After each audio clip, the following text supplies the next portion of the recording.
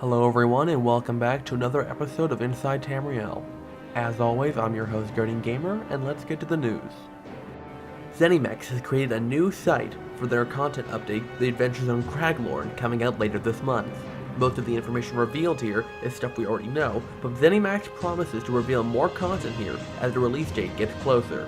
Some of the things revealed here is the location of Craglorn. We also finally have a name for the enemies revealed in the trailer, the Celestial Warrior and the Celestial Mage, along with a new enemy, the Welwa, some sort of spiky dog badger of hell. ZeniMax has also posted news about their upcoming community programs. It'll be expanding upon their fan dedication series, the Tamriel Chronicles, and it'll be talking about guilds, stories on Cyrodiil, and talking about your favorite class builds and more. This is your chance to get involved and have the spotlight cast on you. Anything you have to share, ZeniMax wants to see, so head on over to their site and make your post. It might even be placed on some pedestal for the entire world to see. Now, let's head on over to events happening in the community.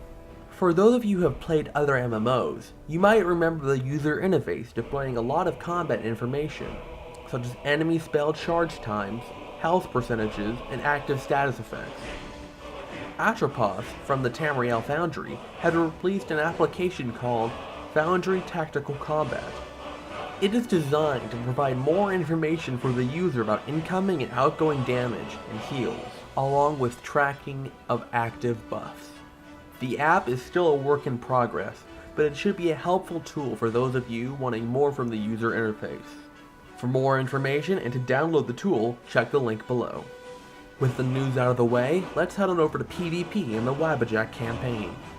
Things have been getting pretty heated in the Wabbajack campaign, as numerous battles have been waged for supremacy in Cyrodiil.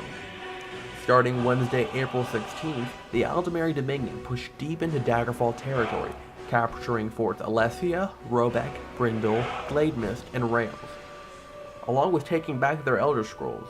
The Ebonheart Pact pressed an assault during this time and was able to capture the forts Chalman and Aswell.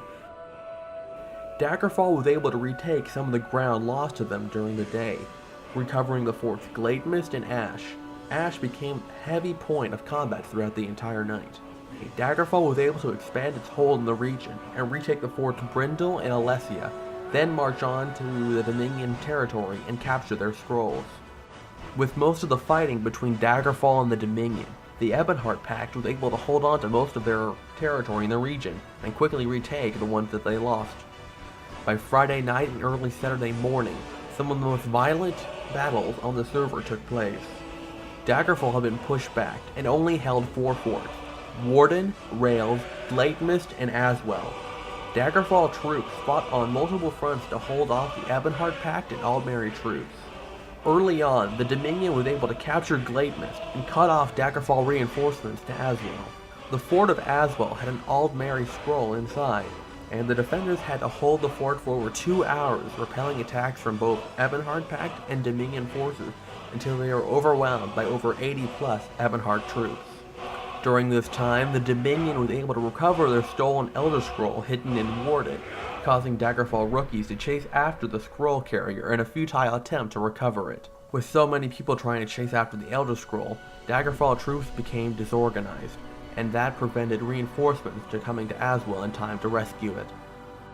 As of Saturday night, the Daggerfall Covenant hold an Ebonheart and Aldmeri Elder Scroll, along with the forts Warden, Rails, Glademist, and the outpost Bleaker.